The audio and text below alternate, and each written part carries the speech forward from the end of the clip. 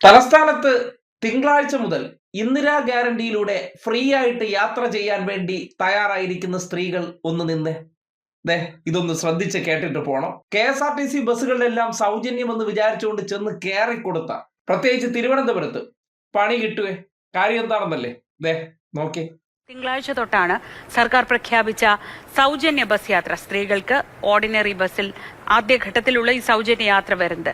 പക്ഷേ പലയിടത്തും ഇപ്പോൾ ആ പദ്ധതി എങ്ങനെയായിരിക്കും, അതിന്റെ ആനുകൂല്യങ്ങൾ, സൗകര്യങ്ങൾ ആർക്കൊക്കെ കിട്ടുമെന്ന രീതിയിൽ ഒരു പരിശോധനയൊക്കെ നടത്തുമ്പോൾ തിരുവനന്തപുരം നഗരത്തിൽ അല്പം നിരാശയാണ്. KSRTCയിലെ സ്ത്രീകളുടെ സൗജന്യ യാത്ര തിരുവനന്തപുരം നഗരത്തിൽ അത്ര കാര്യമായി പ്രയോജനപ്പെടില്ലെന്നാണ് വിലയിരുത്തൽ. നഗരത്തിൽ ആകെ സർവീസ് നടത്തുന്നത് 30 ഓർഡിനറി ബസ്സുകൾ മാത്രമാണ്. പാപ്പനംകോടും വികാസ് ഭവനിലും പേരൂർക്കടയിലും ഈ ഓർഡിനറി സർവീസേ ഇല്ല. കൂടുതൽ സിറ്റി ഫാസ്റ്റ് സർവീസുകളാണ്. തിരുവനന്തപുരം നഗരത്തിൽ ആകെ 30 ഓർഡിനറി ബസ്സുകൾ അല്ലെങ്കിൽ ഷെഡ്യൂളുകൾ മാത്രമേ ഉള്ളൂ എന്നുള്ളത് ഗൗരവതരമായ കാര്യമാണ്. തിരക്ക് വർദ്ധിക്കും, ആ ബസ്സുകളിലെല്ലാം വലിയ തിരക്കായിരിക്കും. അങ്ങനെ സൗജന്യ യാത്രയൊക്കെ പ്രതീക്ഷിച്ചിരിക്കുന്ന ആളുകൾ ഒരുപാട് നേരം കാത്തിരിക്കേണ്ട ഒരു അവസ്ഥ കൂടി തിരുവനന്തപുരം നഗരത്തെ സംബന്ധിച്ചിടത്തോളം ഉണ്ടാകും. ഈ പാപ്പനംകോട് അല്ലെങ്കിൽ പാപ്പനംകോട് അല്ലെങ്കിൽ പേരൂർക്കട തുടങ്ങിയ ഡിപ്പോകളിലൊക്കെ ഒരുപാട് സ്ത്രീകൾ അവിടെ നിന്നൊക്കെ ആ ഭാഗത്ത് നിന്നൊക്കെ നഗരത്തിലേക്ക് വരുന്നതാണ്. അവർക്കൊന്നും അവിടെ നിന്ന് ഇങ്ങോട്ട് വരുന്നതിന് സൗജന്യ യാത്ര കിട്ടില്ല എന്നുള്ളത് ഏറെ എടുത്തു കാണേണ്ട കാര്യമാണ്.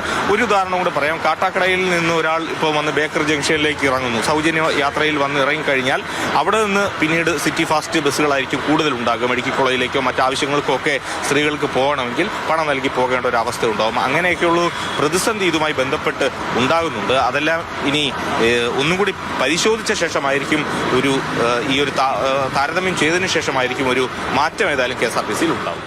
ആകെ തലസ്ഥാനത്തെ പ്രധാനപ്പെട്ട ബസ് സ്റ്റേഷനുകളിൽ നിന്ന് 30 സർവീസ് മാത്രമാണ് ഉള്ളത്. കേട്ടല്ലോ. ആകെ തിരുവനന്തപുരത്ത് കിഴക്കേക്കോട്ടയിൽ, തമ്പാനൂരിൽ, വികാസ് ഭവനിലായിട്ടുള്ള 3 ഡിപ്പോകളിലുള്ളത് 30 സർവീസ് നടത്താനുള്ള ബസ്സുകളാണ്. അതുകൊണ്ട് തിരുവനന്തപുരത്ത് നിന്ന് ഏതെങ്കിലും ബസ്സിൽ ചെന്ന് കയറി കൊടുത്താൽ അതിനുള്ള ടിക്കറ്റിന്റെ പൈസ കൊടുക്കേണ്ടി വരും. എല്ലാ ബസ്സുകളിലും ഇല്ല. ഓർഡിനറി ബസ്സുകളിൽ മാത്രമാണ് ഇന്ദിരാ ഗ്യാരണ്ടി ഉള്ളത്. വിദഗ്ധമായിട്ട് ഏകദേശം ഓർഡിനറി ബസ്സുകളുടെ നമ്പേഴ്സ് കുറച്ചതിന് ശേഷം തലസ്ഥാനത്ത് കൂടുതലും സിറ്റി സർവീസുകളാണ്. അത് ഫാസ്റ്റിന്റെ മോഡലാണ്. അതുകൊണ്ട് എല്ലാ ബസ്സുകളിലും കിട്ടില്ല ഓർഡിനറി ബസ്സുകൾ. പിന്നീട് ഗ്രാമപ്രദേശങ്ങളിൽ ഓടുന്ന ബസ്സുകളിൽ ഉള്ളവർക്ക് മാത്രമായിരിക്കും കറുപ്പ് അക്ഷരത്തിൽ എഴുതിയിരിക്കുന്ന വണ്ടിയിൽ കയറാൻ പറ്റുന്നത്. അല്ലാതെ എല്ലാ ബസ്സിലും കയറാൻ പറ്റില്ല. നിങ്ങളുടെ ഭാഗത്തേക്ക് ചിലപ്പോൾ സിറ്റി സർവീസുകൾ മാത്രമായിരിക്കും ഉണ്ടായിരിക്കുന്നത്. അത്തരം ബസ്സുകളിലൊന്നും കയറല്ലേ, പൈസ കൊടുക്കേണ്ടി വരും. തലസ്ഥാന നഗരത്തിൽ നിന്ന് ഒരുപക്ഷെ മാതൃഭൂമി റിപ്പോർട്ട് ചെയ്യുന്ന രീതിയിലാണെങ്കിൽ നിങ്ങൾക്ക് തീർത്ഥാടനത്തിന് പോകാം, ടൂർ പോകാം എന്നൊക്കെ പറഞ്ഞത് കേട്ടിട്ട് അതേപടി ചെന്ന് കയറാൻ പറ്റില്ല. 30 സർവീസുകൾ, അതായത് ഒരു ബസ് പോയതിനു ശേഷം മിനിമം 3/4 മണിക്കൂറെങ്കിലും ഫ്രീ ആയിട്ട് യാത്ര വേണമെങ്കിൽ കാത്തിരിക്കണം.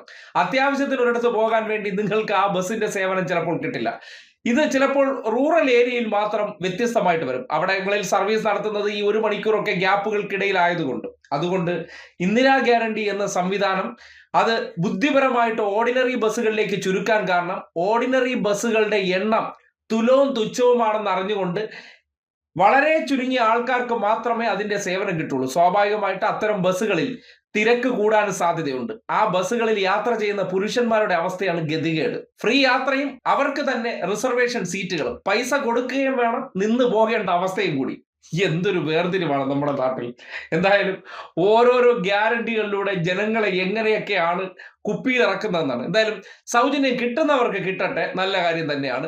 ആ സൗജന്യം പക്ഷെ എത്ര പേർക്ക് കിട്ടുമെന്നതിനെ സംബന്ധിച്ച് ഇപ്പൊ പുറത്തു വരുന്ന കണക്കുകളെല്ലാം വെറും തട്ടിപ്പാണ്. അത് ജനം മനസ്സിലാക്കുക.